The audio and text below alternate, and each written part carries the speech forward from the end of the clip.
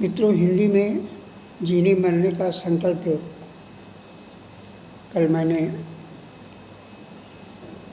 हिंदी है हम के तीसरे भाग में आपको अपने विचार रखे थे। आज कुछ उसके आगे की बात मैं रख रहा हूँ। हिंदी है हम भाग 4 में 11वीं कक्षा में प्रवेश लेते समय मेरे समक्ष भाषा की समस्या ने विकराल रूप धारण कर लिया।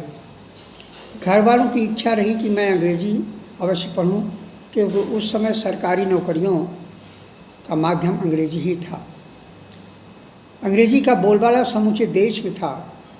उस समय के वातावरण में मैं एक शिशु का निर्णय लेना कितना कठिन साबित हो रहा था।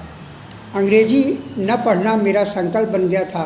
घर वालों को मेरी इच्छा के आगे नतमस्तक ही होना पड़ा। मैं उस समय नहीं समझ पाया कि मेरी जीत थी या हार, पर एक अंधकार के गर्भ में प्रवेश जैसा रहा। परंतु न जाने क्यों मैं हिंदी भाषा को लेकर आश्वस्त रहा और आज भी हूँ। उस समय इलाहाबाद में एक घटना घटी।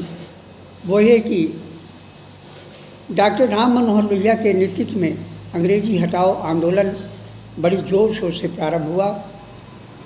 उसका असर इतना व्यापक हुआ कि इस आंदोलन से सरकार हिल गई। इलाहाबाद की सड़कों पर लगे अंग्रेजी के साइन बोर्ड, बैनर हटाकर जनता ने हिंदी में स्वाभाविक गति से लगा लिया।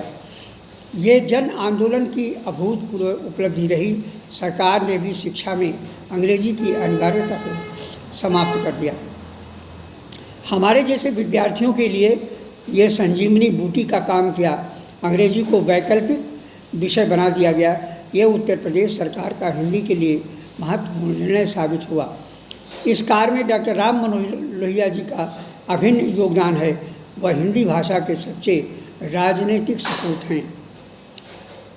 मेरे ऊपर भी राष्ट्रभाषा हिंदी के इस आंदोलन का बहुत बड़ा प्रभाव पड़ा। मुझे जब 11वीं कक्षा में भाषा का चयन करना पड़ा तो बेझिझक मैंने हिंदी को चुना और अंग्रेजी से नाता तोड़ दिया। हिंदी भाषा को लेते समय मेरे मन में एक विचार आया कि चाहे जितना अंग्रेजी भाषा का विद्वान हो जाऊं, किंतु मुझे अंग्रेज शेक्सपियर शैली किड्स नहीं कहेंगे। और यही हो रहा है कि अंग्रेजी भाषाई लोग भारतीय अंग्रेजी को अपने समान नहीं समझते हैं। मैंने सोचा कि यदि हिंदी के अध्ययन से कुछ कर पाया तो मुझे अपने देश के लोग हिंदी में सुशील राकेश के नाम से जरूर स्वीकार करेंगे। और इसी विचारधारा के तहत मैं 11वीं कक्षा से हिंदी के लिए प्राणपण से जुट गया।